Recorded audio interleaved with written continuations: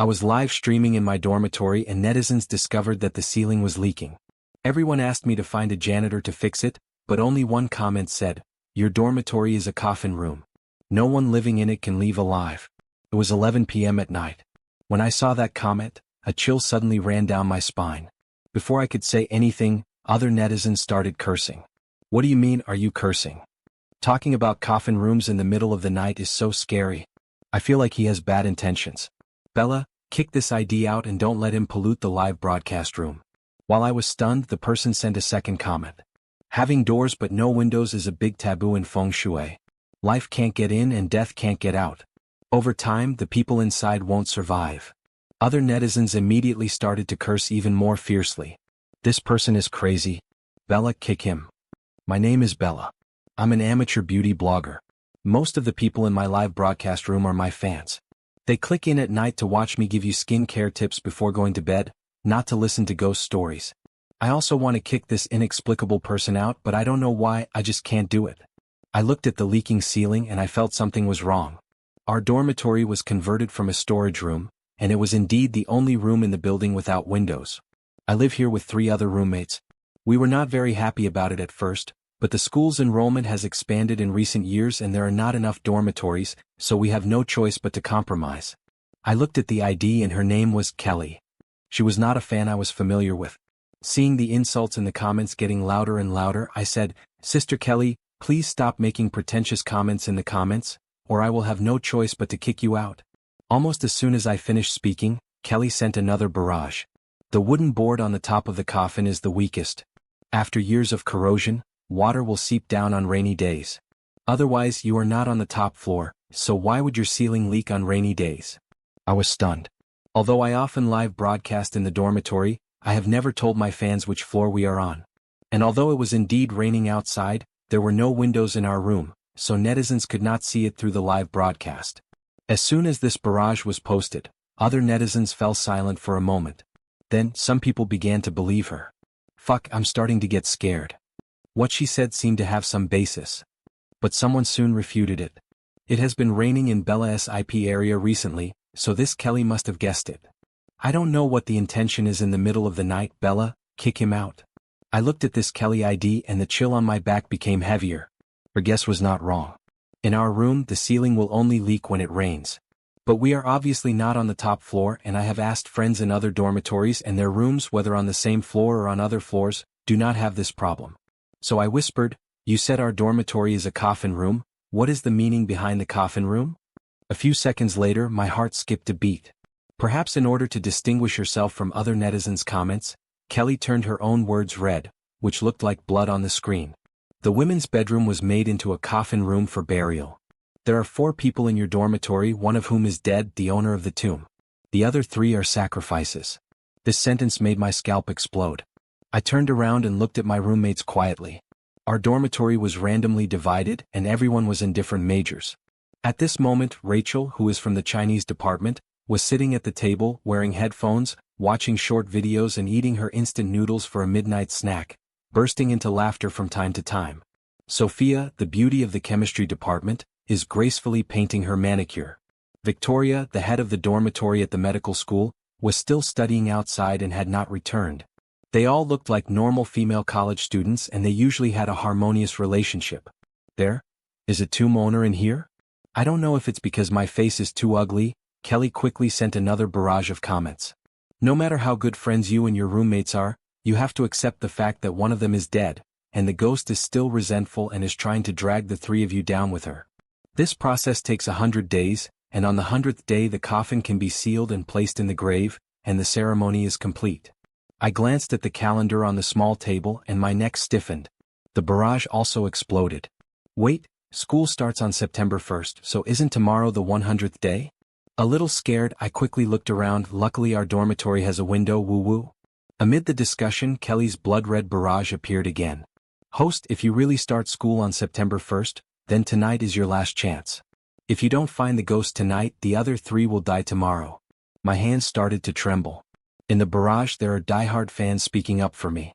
"Kelly, are you trying to take revenge on society by making up ghost stories in the middle of the night?" Old fans of Bella know that she is very timid and doesn't even dare to watch horror movies. Bella, why don't you go out and get some fresh air first? Your dormitory has no windows, so it's really not well ventilated. You look so pale. That's right, Bella, go out and take a walk. Didn't Kelly say that none of you can leave? If you just go downstairs and take a walk, it will prove that she is talking nonsense. I picked up my phone and stood up. Indeed, as long as I go downstairs and broadcast to everyone that I have left, her words will be self-defeating. With my mind made up, I walked out with my phone in hand while live streaming. However, just as I passed the door, a hand suddenly reached out from behind and grabbed my wrist. The hand was very cold. I was so shocked that I almost screamed. I turned around and met a pair of eyes hidden behind thick lenses. It was Rachel. She was absorbed in watching a short video, but when I passed by, she suddenly grabbed me. Bella, it's so late. Rachel looked at me without blinking. Where are you going? The lens reflected the light of the incandescent lamp above my head, and I couldn't see Rachel's eyes clearly. I don't know if it was a psychological effect, but I suddenly felt that Rachel seemed more unfamiliar than usual.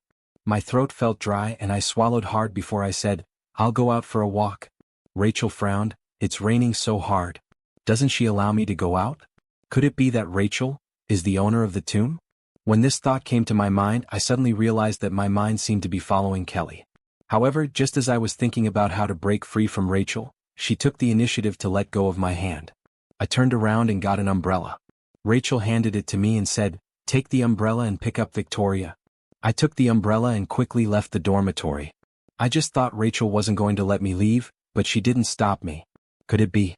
My heart was pounding as a thought came to my mind. It was because Victoria hadn't come back yet. Yes. According to Kelly, the tomb owner needs 3 sacrifices, none of which can be missing. Victoria hasn't come back yet, and Rachel doesn't know that I have discovered something is wrong, so she thinks I will be back soon after I go out, and asked me to bring Victoria with me. Thinking of this, I took out another phone from my pajamas pocket. I have 2 phones, one for live broadcasting and one for daily life. At this moment, I quickly took out the phone I used for daily life and sent a message to Victoria. Victoria, don't come back yet? No one replied, so I called Victoria again, but she didn't answer either. Probably on the way. Forget it, let's go downstairs first. Maybe I can stop her on her way back from the study room. In the time it took me to contact Victoria, I had already crossed the entire long corridor and arrived at the elevator door.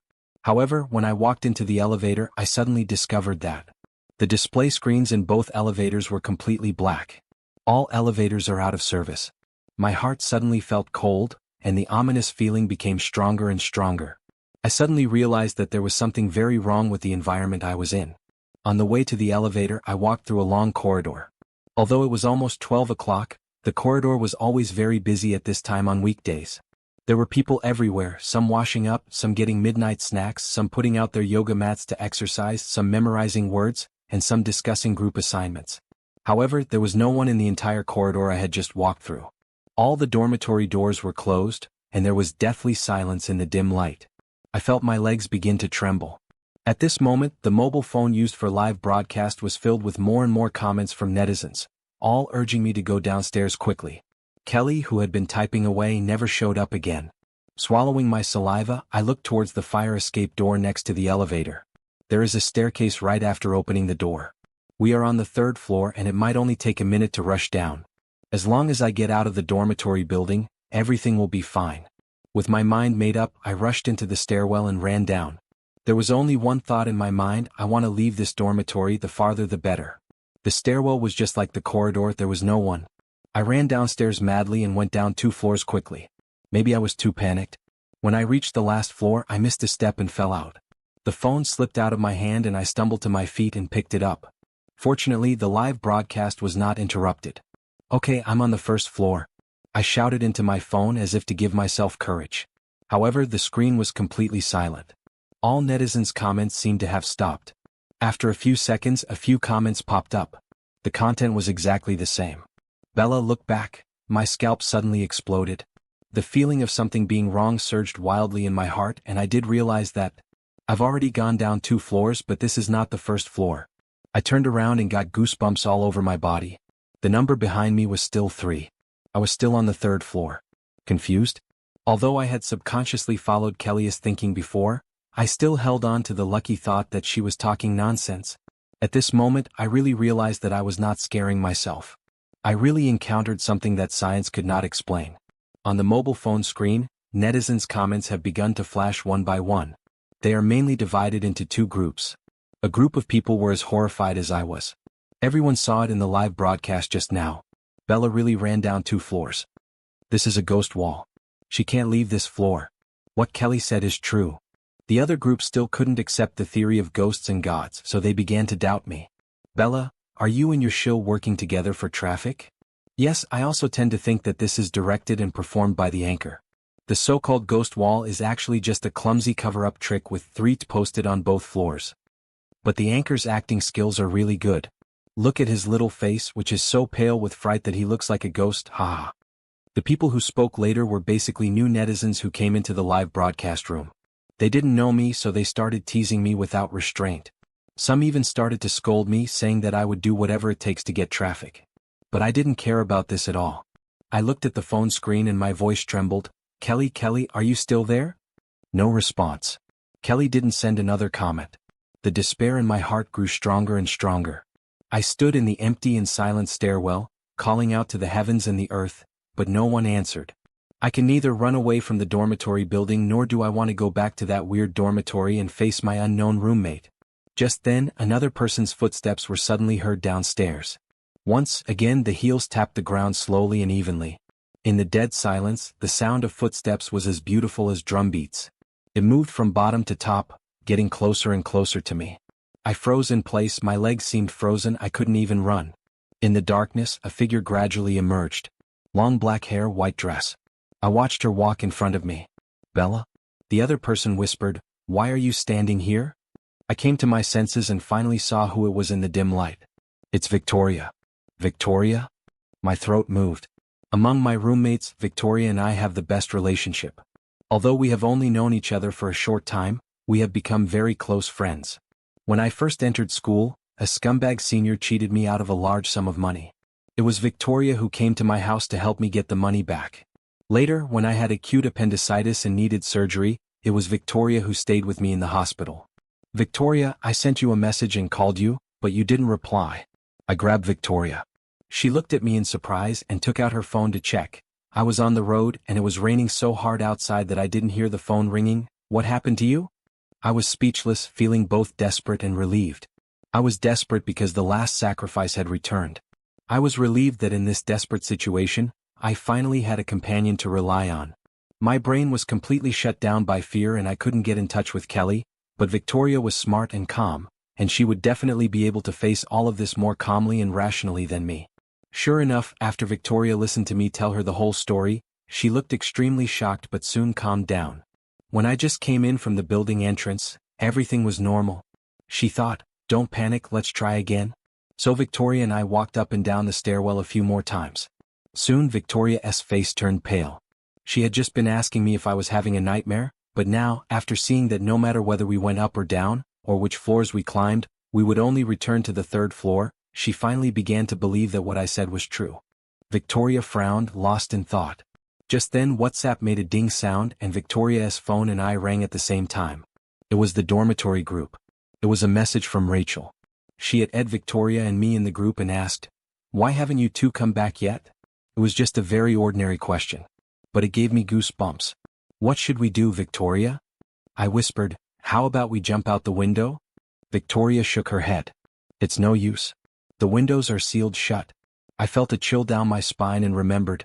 Last month, it seemed that a student committed suicide by jumping off a building.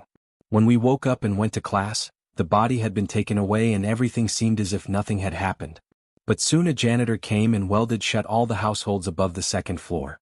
If this situation is real, then the tomb owner must have blocked all the escape routes in the past few months. It's useless for us to look for loopholes. We can only break through head-on. Victoria took my hand and said, "Didn't Kelly say that if we find the owner of the tomb tonight, we still have hope?" "Don't be afraid, Victoria is here, I will protect you." Victoria took my hand and walked towards the dormitory. With her company, this deserted corridor seemed less scary. When I opened the door, the lights in the dormitory were off. The only source of light was the night light on Rachel's desk. When she saw us come back, she turned her head and the lens reflected the light dimly. "You're back," she said in a very soft voice, which was particularly frightening in the darkness.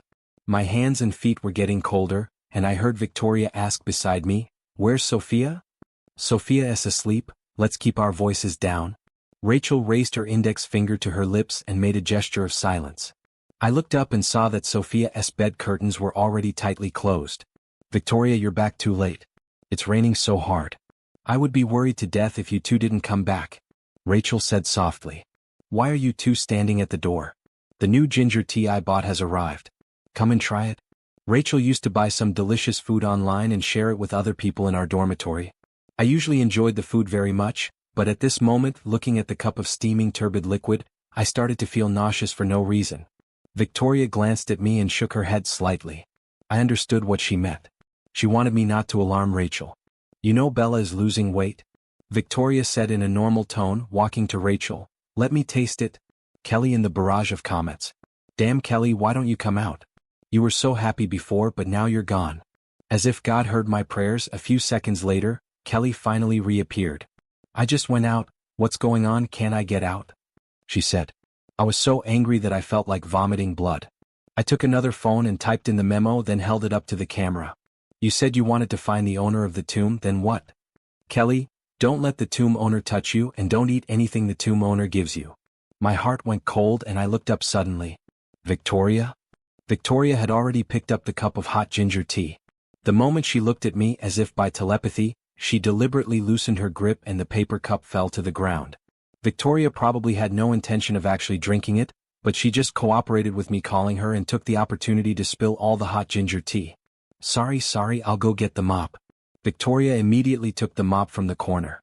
Rachel had her back to me so I couldn't see her expression. On the phone, Kelly continued to post comments. "But these are only effective temporarily. The Midnight Tomb Master's power will become stronger and stronger.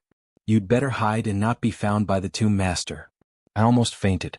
The female college dormitory is so small, where can I hide? I was about to continue typing in the memo, but Kelly's comment appeared on the screen again. The blood-red words were particularly eye-catching. "Wait, look at your new roommate's shoes." The new roommate? Is she talking about Victoria? I turned my head and dropped my eyes. Victoria was holding a mop, bending over to mop the floor. Feeling my gaze, she looked at me silently, with a familiar, soothing look that told me not to panic. I felt as if a bucket of cold water had been poured over me, chilling me from head to toe. Victoria was wearing a pair of canvas shoes, the uppers and laces were all snow white. Most importantly, the shoes were dry. It was pouring outside and she came all the way back from the study room and her shoes were dry. She lied to me. She didn't come back from outside at all. Victoria didn't notice my expression. She bent over and finished mopping the floor, then stood up and said, "I'll go rinse the mop." Rachel took her towel and toothbrush from the shelf. "That's great. I haven't washed up yet. Let's go together." They pushed open the door of the dormitory and walked towards the bathroom together. The corridor was still dead silent, but neither Victoria nor Rachel questioned this strange phenomenon. They walked shoulder to shoulder in silence towards the bathroom. I looked at their backs and trembled all over. What's going on? On this night, every roommate of mine seems to be extremely abnormal. Rachel's every behavior is weird. Victoria, who I trust the most, is also lying to me. As for the last roommate, I looked up at Sophia's bed and suddenly felt something was wrong. Victoria had made a loud noise when she dropped her teacup. In the past, given Sophia's personality, she would have poked her head out to protest that we disturbed her sleep. But this time Sophia was very quiet the whole time. I hesitated for a moment and tentatively called her under the bed. "Sophia?" No one responded to me. On the phone, Kelly's barrage appeared again. "The situation is not good, the tomb owner's energy has become very strong, you should find a place to hide as soon as possible." I was also anxious and scanned the dormitory with my phone. "Can you give me some reliable ideas?" "There is no place to hide in our dormitory. This small dormitory has 4 beds with desks underneath and 4 cabinets, but the cabinets are so small that even a 6-year-old child can't hide in them." Kelly followed my camera around and quickly typed, "Hide in Sophia's bed and draw the curtains." As if there was no time to explain, she quickly typed out a big red word, "Quick." Actually, Kelly doesn't need to rush me. Because almost at the same moment, I heard footsteps outside the door. Again and again. The footsteps echoed in the empty corridor, getting closer and closer to the dormitory door. The scariest part is, there was only the sound of one person's footsteps. Victoria and Rachel went to the bathroom together. But now, only one person has returned. What about the other person? I dare not think about it. When people are extremely frightened, they will unleash enormous potential.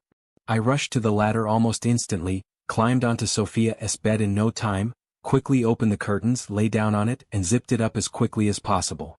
In the darkness, Sophia lay with her back to me, curled up in the quilt, and seemed to be sleeping soundly. Outside, the footsteps were still sounding, neither light nor heavy. I was afraid that Sophia would wake up suddenly and scream when she found me in her bed, so I whispered to her, "Sophia, wake up." Sophia didn't respond to me. I had no choice but to pull her hard and turn her over. The next second I was facing a broken face. Sophia over and we lay face to face on the narrow bed. His black hair was covered with a sticky substance that was either brain matter or blood, and his skull was deflated like a broken doll. From those two empty eye sockets which no longer had eyeballs, 2 lines of blood and tears flowed, staring at me without blinking. Sophia seemed to have her last breath. Her mouth was open, but her throat could no longer make any sound. Only her lips were opening and closing, making a mouth shape. I recognized that lip shape. What she said was, "Bella, run away. Bella, run away." Almost at the same moment, the dormitory door was opened. A faint female voice sounded at the door. "Bella, where are you?" I thought I was going to pass out. But I didn't. Every cell in my brain was screaming at the top of its lungs, and I covered my mouth tightly to prevent myself from shouting. I just lay stiffly on the bed, face to face with Sophia, who had completely lost her human form, listening to the footsteps that kept coming and going below. "Bella, where are you?" The phone was right next to me, and maybe because the camera just showed Sophia's face, the live broadcast room had been blocked at this moment. I can't see Kelly's comments anymore. My heart was filled with unprecedented despair. I knew that no one could save me at this moment. But I couldn't be found. If I were found, I would be killed like Sophia. "Bella, where are you? Bella, are you hiding from me?" The footsteps kept circling in the small dormitory, and finally, they stopped in front of Sophia's bed. My heart almost jumped out of my throat. I was discovered. There was nothing I could do about it. My heart was beating so loudly in the dark that I couldn't control it at all. She must have heard it. Sure enough, the next second a faint laugh sounded. "I found you, Bella." I recognized the voice. It was Victoria. Tears welled up in my eyes uncontrollably. I closed my eyes, and trembled as I waited for my death. Is Victoria the owner of the tomb? If so, Rachel would have probably been killed by her in the bathroom. The next one is me. I kept shivering, waiting for the bed curtain to be drawn. However, half a minute passed, and then a minute passed. The dormitory was quiet. After a while, footsteps sounded again. "Bella, don't be afraid, I'm Victoria. Why are you hiding from me? I told you I would protect you. Bella, where are you?" The footsteps were heading out. Victoria left the dormitory. I was sweating all over and couldn't believe my ears. She didn't notice me just now. The words "I found you" were a deliberate trick on me. At this point, Victoria had already left the dormitory. She thought I had escaped from the dormitory, so she started searching for me in the corridor. I struggled to get up, wrapped my pajamas soaked with cold sweat around myself, and tried not to look at the corpse lying on the bed with its eyes open. Suddenly, the corpse made a buzzing sound. I was so scared that I almost lost my soul again. After I came to my senses, I realized that it was my cell phone that was vibrating. An unfamiliar number with no notes. I hesitated for a moment and touched my ears. The Bluetooth headphones I wore during the live broadcast were still in my ears and had not fallen out during the entire journey. I tentatively pressed the answer button. The voice on the other end was cold and clear, and I could tell it was from a young girl. "Hello, I'm Kelly." At that moment I almost cried.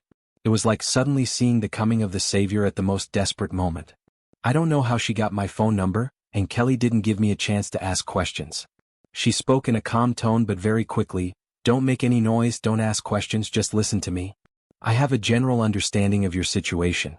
I went out to find help. Now we are on our way to rescue you.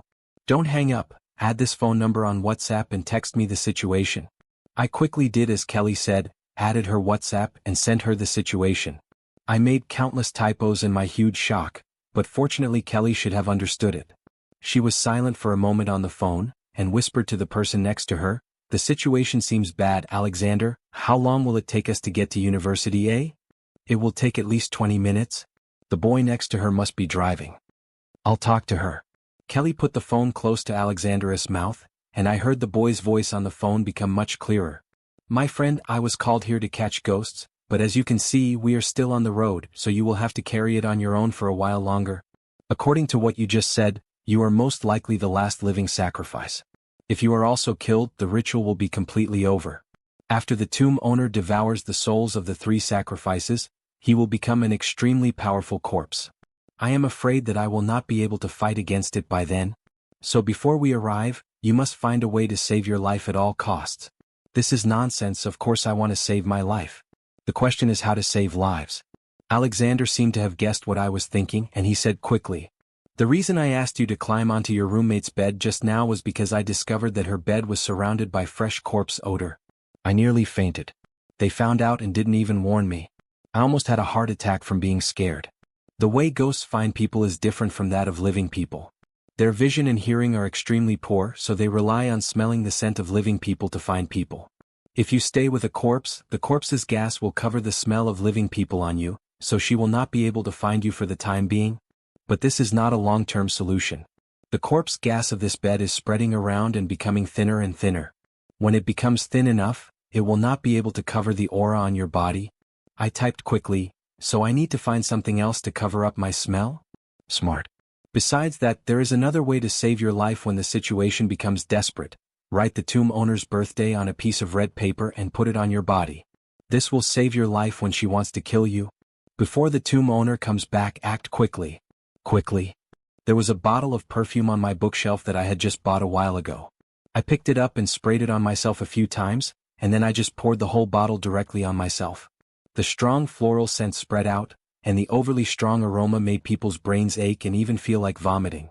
I suppressed my discomfort and looked around for red paper. I couldn't find any. Come to think of it, female college students don't have to take art classes, so where would they get red paper? Even if there was, given the tomb owner's cautiousness, she would have found a way to secretly dispose of it in the next few months and not leave such an omission for us. Just when I was about to despair, I suddenly remembered that a boy from the neighboring college had pursued me and gave me a Cartier ring. I thought it was too valuable, so I didn't tell anyone about it and I didn't unpack it. I put it in the closet, planning to return it to the boy when the time comes. Cartier's packaging bag is red. I quickly rushed to the cupboard, found the packaging bag and quickly cut off a piece with a pair of scissors. I randomly found a marker on the table to highlight the key points, and fell into deep thought while looking at this hard-earned red paper. I actually know the birthdays of all my roommates. But on the phone, Kelly reminded me, "This method can only be used once, and you must not make any mistakes." My fingertips began to tremble. Is it Victoria? Judging from the current situation, it should be Victoria. After she and Rachel went to the bathroom, she was the only one who came back. Is it really her? Victoria is my best friend. The tip of the pen repeatedly touched the red paper and then moved away. Kelly's voice reminded me in my ear, "The scent of the perfume is too thin, it won't help you for long, you need to hurry." I closed my eyes and countless details rushed through my mind. Stay calm and trust your own judgment. I wrote a birthday on the red paper with the tip of the pen. I had just put the red paper close to my body when Alexander's voice came over the phone again. He said in a deep voice, "Not good. We have arrived at your school, but the ceremony is almost 100 days old, and the coffin is now sunk too deep." As if to confirm Alexander's words, a voice was heard in the dormitory. Tick tick tick. I looked up. Water drops fell from the ceiling and dripped onto my face. This ceiling was completely soaked with water. The water drops fell faster and faster, and it seemed that they would soon form a river and flood our entire dormitory. This ritual should be completed soon. Listen to me, don't panic. Kelly's voice brought me back from my sleep. The barrier of the corpse evil is now too thick, just like a coffin sunk deep into the soil. It will take a long time to dig from top to bottom, but all the open places are the air holes of this coffin. The air holes are the weakest points. If you can lead the soul of the tomb owner to the place facing the window, Alexander will be able to penetrate the air holes from the outside in one go. So now you can't hide in the dormitory anymore. On the one hand, the dormitory is sealed. If the tomb owner comes in again, you won't be able to escape. On the other hand, only in the corridor will you have a chance of leading her to the window. I pushed open the door of the dormitory. There were no footsteps around and the corridor was dead silent. I walked out of the dormitory tentatively and took a few steps forward. Suddenly, a voice sounded behind me. "Bella?" I turned around suddenly and met a pair of eyes. Victoria had her hair down, and in the darkness, her pupils were dark and large as if they were filling up her entire eye sockets. She just looked at me quietly, her tone faint. "Bella, are you afraid of me?" My heart nearly jumped out of my throat and I instinctively turned around and ran.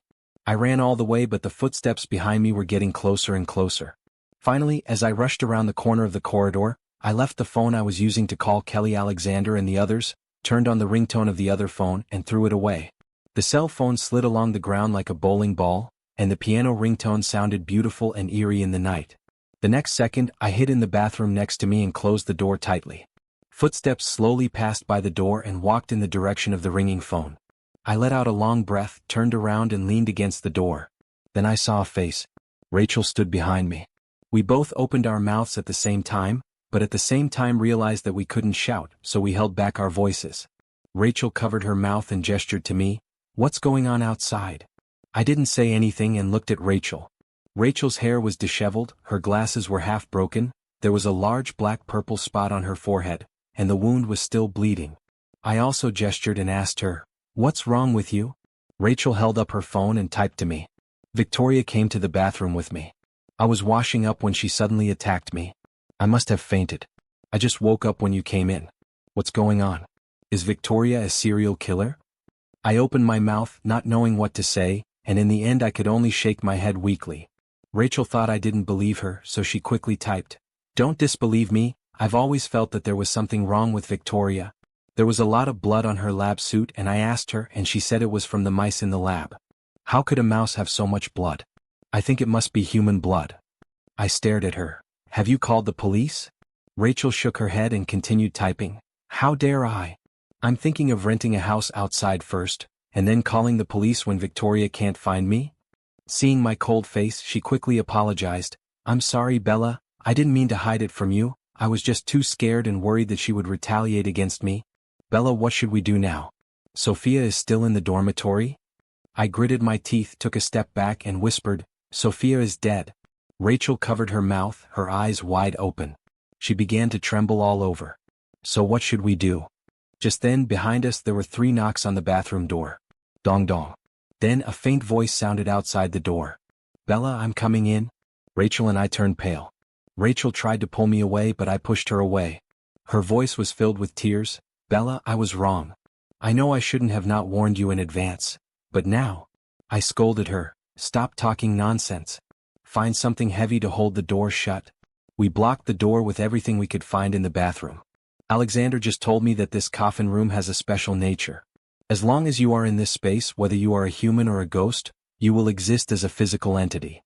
In other words, ghosts inside also follow the laws of physics and cannot pass through walls or float in through door cracks like in horror movies." But the bathroom door was hit hard from the outside, and the titanium alloy door lock made a sound as if it could not bear the weight, and it seemed like it was about to crack. Yes. Alexander's instructions just now were, although ghosts also follow the laws of physics, in the land of extreme Een, they are much stronger than humans in terms of physical strength and speed. Soon Victoria hit the door for the second time. This time the door panel was directly broken, and a hand was inserted into the broken door panel. The broken wood chips cut her hand and left it bleeding, but she seemed not to feel the pain. She tore off a piece of the door panel with her backhand. Victoria's face in the big hole. It was a pale face, long black hair, a white dress and white shoes. I suddenly remembered that this dress was my birthday gift to her. At that time she held the gift box and said to me gently, "Thank you, Bella. This is the first time I have received a birthday present." At this moment Victoria said softly in the same gentle tone, "Bella, no matter what I say, you will never believe me again?" I looked into her eyes. A pain that almost seemed to explode came from deep in my mind. I suddenly remembered something. I remembered some memories that I had deliberately forgotten. Early that morning, I was lying in bed when I was awakened by a slight noise. I opened my eyes. Victoria was walking past my bed. I whispered to her, "Victoria, what's wrong?" She shook her head, her voice as gentle as ever. "It's nothing, you sleep well." She went out. After the door was closed, the dormitory returned to silence, but I couldn't fall asleep anymore. I walked into the corridor and wanted to breathe some fresh air, but suddenly I saw something white falling down. It was 4 o'clock in the morning and the campus was still silent. It took me a long time to calm down before I stuck my head out. I saw Victoria. She was lying in the middle of the patio, Her limbs and neck twisted at a strange angle, and the blood was slowly spreading out with her body as the center. I said to myself, this isn't real. This is just a nightmare. So I went back to the dormitory, got on the bed, and Victoria's voice rang in my ears. Sleep well? I slept for a long time again, and when I woke up, Victoria was back. She was still wearing that beautiful white dress and smiled at me quietly and gently. Bella, you got up so late again, you look so bad, did you have a nightmare? I nodded hurriedly as she smiled. Yes, I had a nightmare, but luckily it was just a dream. So that's how it is. It turns out Victoria died a long time ago. I just don't want to accept it. The girl who committed suicide by jumping off the building last month was her. And her ghost returned to this coffin room and continued to stay with me. I stood at the door of the bathroom. I felt like I was recalling for a long time, but in fact it was only a few seconds. Next to me, Rachel was crying and asking me, Bella, what should we do? Where should we escape to? I was stunned, pinched my palms, and forced myself to calm down. Kelly's voice came from the headset. Don't be distracted, lead the tomb owner to the window as planned. This is your last chance. I took a deep breath. Rachel. I took a step back and whispered, go inside.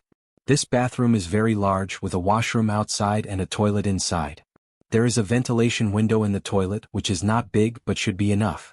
Go inside. Rachel couldn't believe it. It's a dead end. Listen to me. My voice suddenly became louder and I turned and ran inside. Rachel gritted her teeth and finally followed me. We came to the innermost room of the bathroom. The narrow air vent stood there quietly. This window was not sealed by the janitor for a simple reason. It was too small, so small that even a young child could not pass through it. It was absolutely safe. Tick tick tick. More water drops dripped onto my and Rachel's faces. Even the bathroom ceiling began to leak. Yes, this is also part of the coffin room. Outside there was a continuous banging sound. It would take no more than a minute for Victoria to break down that door. Kelly's voice came from the headset. Bella, try to hold on for another minute. Alexander will be ready soon. I thought about it and took out a piece of red paper from my pajamas pocket. It was a piece of scrap that I had cut off when I was cutting the red paper from Cartier's bag. It should work. I said, write Victoria's birthday on it and keep it close to you. Rachel was stunned, but she didn't ask any more questions and took the pen from me. What is Victoria's birthday? October 28th. Rachel quickly wrote down the date and kept it close to her body. Bella, is this the birthday you wrote too? Okay. Rachel nodded, and it seemed like my illusion that she breathed a sigh of relief. At that moment, I seemed to see a smile on the corner of her mouth.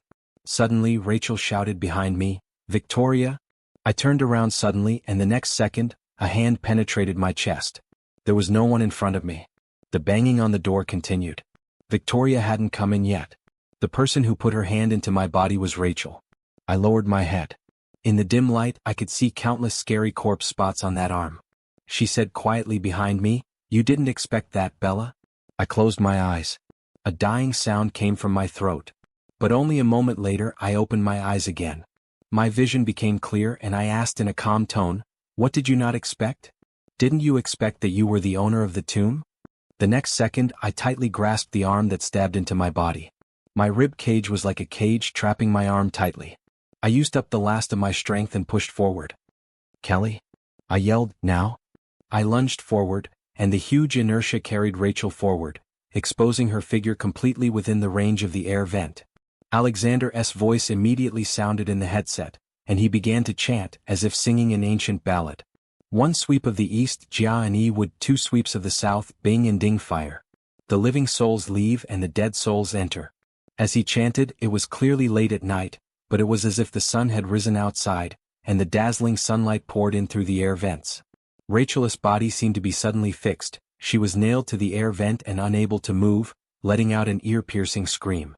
She stared at me, but I had already broken free of her and pulled her arm away from her body.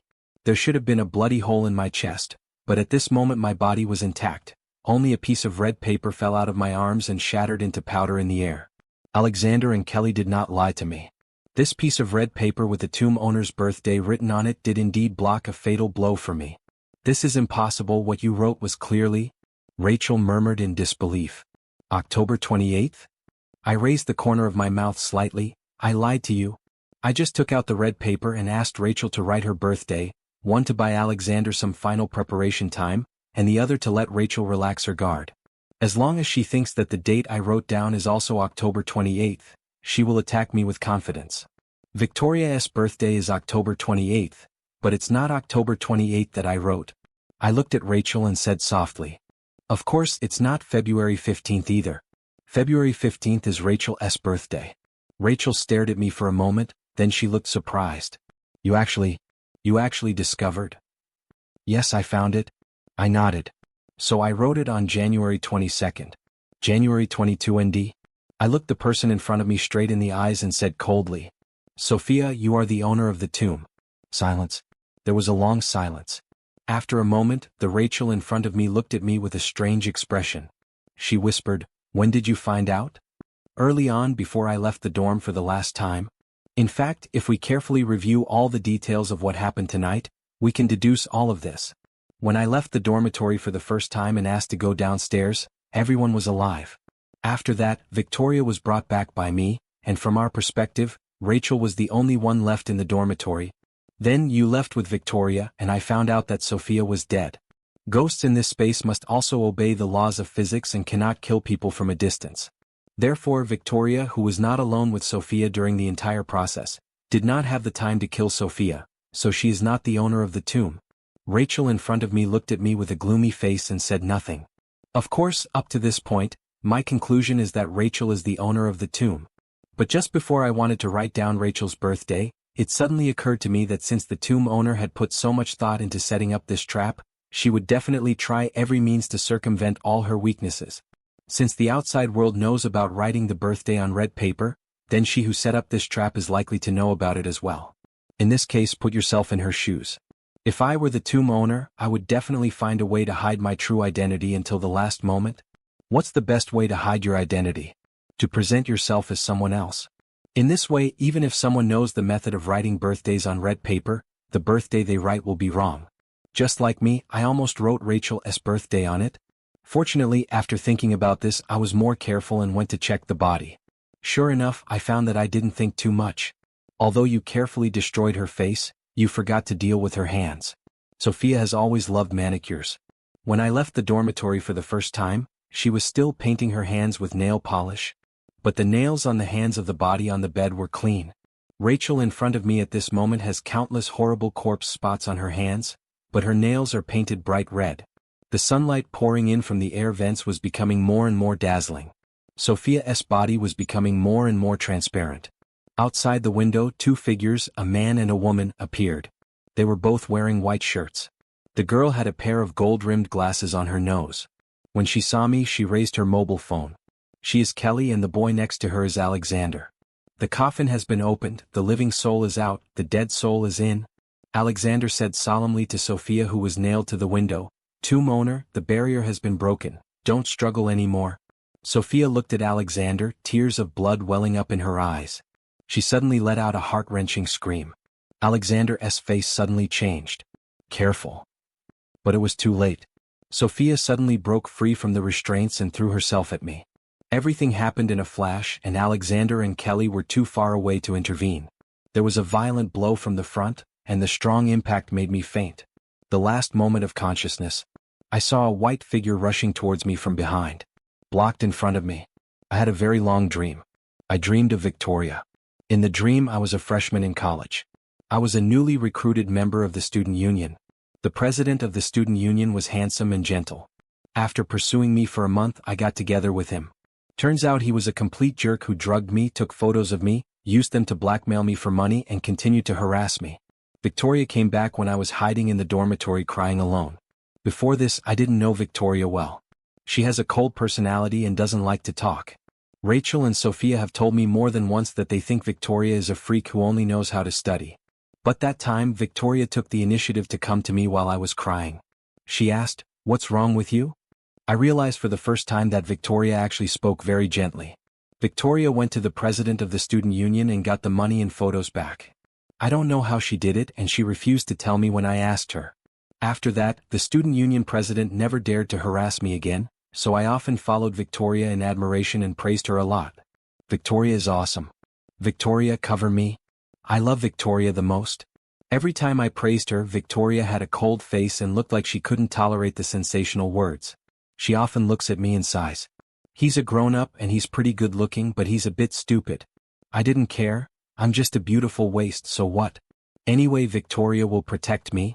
Right, Victoria? Is that so? You will protect me, right? I suddenly realized that in this dark night, the sentence Victoria, who had turned into a ghost, said to me the most was, "I will protect you." The dream faded. I opened my eyes and saw the snow-white ceiling of the hospital ward. Kelly was peeling an apple next to me. When she heard the noise, she helped me shake the bed and said, "You're awake?" I looked around with great effort. Where is this private medical institution? There are many follow-up matters to deal with, so we brought you here secretly without notifying your family. My throat moved, wanting to ask something, but in the end I couldn't ask anything. Kelly seemed to see what I was thinking. She buried her head in a WhatsApp message, and a moment later Alexander came in. Alexander had a thick notebook with him, which he opened for me. It contained some written notes and some photos. I recognized them at first glance. There was a man and a woman in the photo. The woman was Sophia and the man was the vice principal of our school. Sophia was the vice president's lover, Alexander said succinctly. She died in an accident 6 months ago. Originally, the ghost could have been reincarnated normally, but Sophia and the vice principal did not want to be separated. They somehow learned about the method of sacrificing and raising corpses. So the vice principal hid Sophia's ashes in your utility room and arranged for the other 3 innocent girls to move in. That's how the coffin room was formed. As the master of the tomb, Sophia's energy has become stronger and stronger over the past 100 days. In the end, the space of your dormitory was completely covered by her barrier, isolating it from the outside world. You can think of your dormitory as a coffin, and the entire floor as a tomb. In short, it's all Sophia's territory. In this barrier, whether it's a living person or a ghost, their cognition will be severely disturbed, and they will unconsciously ignore all strange and supernatural things. That's why. Alexander didn't finish. But I understood. That's why Victoria died, but neither Sophia nor we found out. In other words, I actually discovered it, but on the one hand I didn't want to face it, and on the other hand the coffin room seriously affected my cognition, so my brain automatically forgot that memory. Victoria committed suicide by jumping off a building last month. The reason for her suicide should have nothing to do with the tomb owner. It was her own behavior, so the tomb owner did not realize that one of his sacrifices had died early.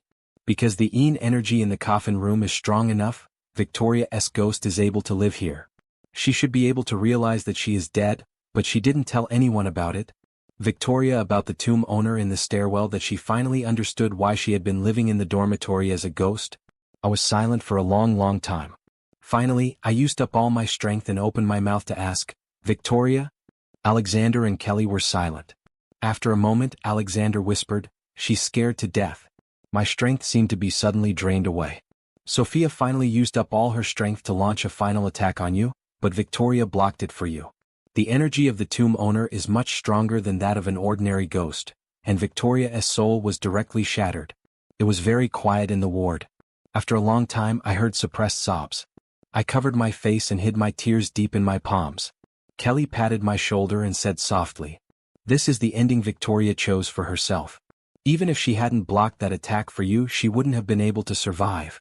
When the coffin is opened, the living souls come out and the dead souls come in.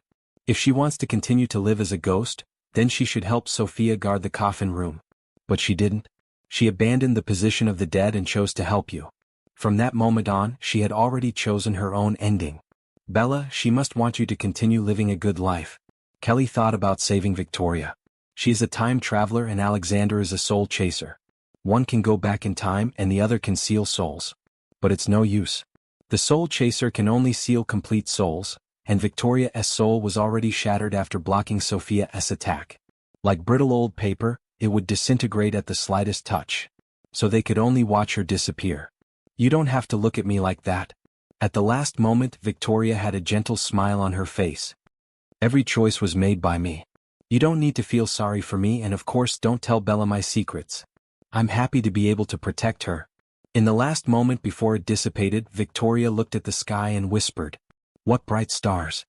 Kelly and Alexander looked up together. There was nothing in the sky. When they looked down again, Victoria was gone. Her soul had drifted away with the wind, disappearing under the sky that was about to break in the morning.